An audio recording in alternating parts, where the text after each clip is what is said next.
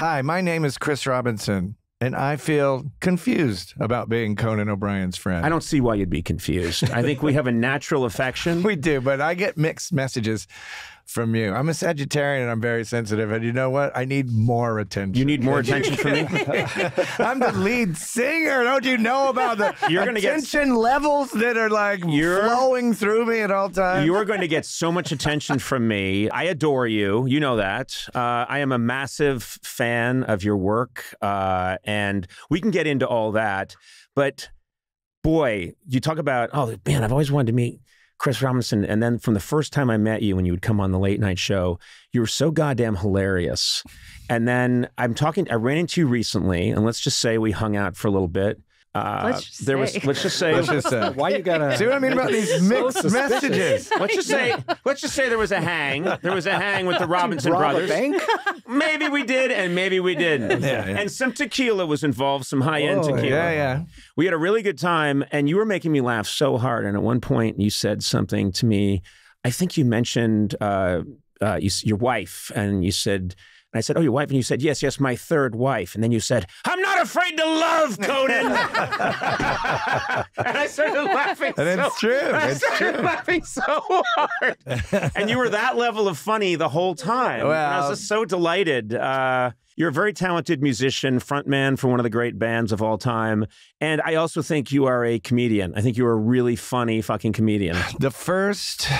My initial foray into the business we all know as show. Yeah, thank you. Was when I was a teenager, I didn't know what I wanted. I knew I wasn't probably going to be the manager at a Barnes and Nobles or whatever. Because you didn't try. You need to really dedicate yourself. My dyslexic reality has made it very difficult for me in the day job world. But so I had an acting class, and I was horrible. I was a horrible actor. But the guy who ran it had like a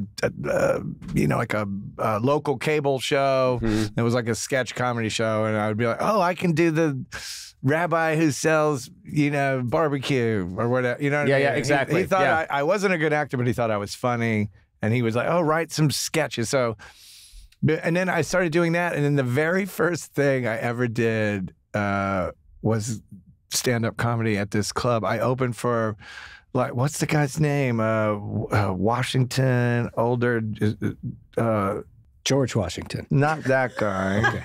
No, he never did. He always. There's other people than George Washington. Okay. I mean, there's just. I mean, he's a very big one. Okay. You went right to the oldest and the most famous Washington. Yeah. Which is cool that we could just narrow it down so quickly. Well, clearly, whoever this was made it big. It was no, but he's big. He's big. He's a black comic. He wears he's older. He wears a Kangol backwards. George Wallace. Oh. Yes, George Wallace. You confused him with another famous statesman. George. Yes. Make America George Wallace again. They're doing it in Alabama. Opened for George Wallace. But yes, George Wallace, I opened for him. That's crazy. And it was horrible. I didn't know any of this. This is He was funny. It was horrible. I do wonder sometimes, though, if I had, you know what I mean? Because like anything else, you practice the dark arts. Comedy is a whole world, an entire dimensional thing, and something that's very important to me. Laughing and just things that I think are funny. But I'm like, wow, what if I had you know what I mean? Because when music was the thing, I was like, there was never any turning back. You know what I mean? You had to completely immerse yourself into maybe what the future could hold if whatever. But trust me, Chris, you chose wisely, because every comedian, myself included, we dabble. I walk around. I play my guitar in front of the mirror still at my advanced age. I dream about, getting to live that life. And I don't even mean in a big way. I mean, if I was just touring and just barely getting by in an old van. See, I do the same thing. I would do feel it. like I would do that. I'm at the Chuckle Bucket in Oklahoma. And I put on 50 pounds. And it's like Jake LaMotta talking at the end of his career. And I dream too. Can I dream? You can dream. You can dream. You guys should switch. You take on the Black Crowes and you take on this podcast. I know, but he's been very successful. My dream, but like he said, his music dream goes opposed to like My mine would. I'm telling you, I you're would like take Johnny Thunders in New Orleans the last day before it's all over. I would Was take it a down- crime? We don't know. I would take down the Black Crows instantly. You would let me borrow the Black Crows for one day, and it would be nope. It's over. And you Classic. can never use that name again. I remember very clearly, and I've talked to you about this, but your band was very important to me at a very important time. So around 1990 is when around the time I'm leaving SNL. I'm going to go work on The Simpsons. And I am driving around a lot alone. And I am listening to Shake Your Moneymaker until the thing just, I think it was back when you would slide a CD into the Ford Taurus you were driving around, and that's a true God story. forbid a cassette gets in there. you Yeah, know God what I mean? forbid. Yeah, I think my problem was I was shoving a cassette into the CD slide, but it sounded great. Still, I listened to that and I thought this is so great. And then flash forward a little time, and I'm about to leave The Simpsons, and I know that something big is going to happen in my life. I can just sense it. I'm about to take on this late night show. And the Southern Harmony and Musical Companion comes out. And for my money, as much as I know Shake Your Moneymaker was the Atomic Bomb Blast, I think the Southern Harmony and Musical Companion is a perfect. Thank you. I mean, I think it's album. probably our, it's our best one. It's our, absolutely fantastic. And I listened to it and I listened to it and I listened to it. And I would listen to Remedy and then love that into Thorn in My Pride. And I would drive around at night like a serial killer without the killing part. yeah. Which, kind of ruined it. But just the obsession and the focus and The staring. choosing my victims but not doing anything. Yeah, you have a van that's And ready, but you just never use it. I have all these tools, but I don't use those either. let the madness overtake you, You know what it but, is? but not completely sweep you away. Of course, everyone. Walk to the edge. You know what I was? I was the slacker serial killer. I never quite could get my ass up and do the actual crime. Or you're like the serial killer with obsessive compulsive disorder who's like, You don't like blood. I don't want to. I can't touch entrails and wool. There must be a chat room for that. But anyway, that was huge for me. And then over the years on the late night show, you guys would come on. And one of my favorite memories, and I have a still photo of it somewhere, you were touring with the great Jimmy Page. You and your brother, the Black Crows with Jimmy Page. I mean, we call him, Jim.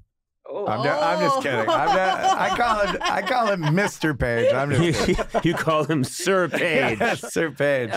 But you guys did something with him, which was mind-blowing. And then you came over and you sat down and you had said just before the show, you said, "Hey, Conan, I want you to bring out the masturbating bear while I'm sitting there." That's the only reason I thought he would be here today. Yeah. That's the only reason you're here. Now it's like we have a lactating raccoon.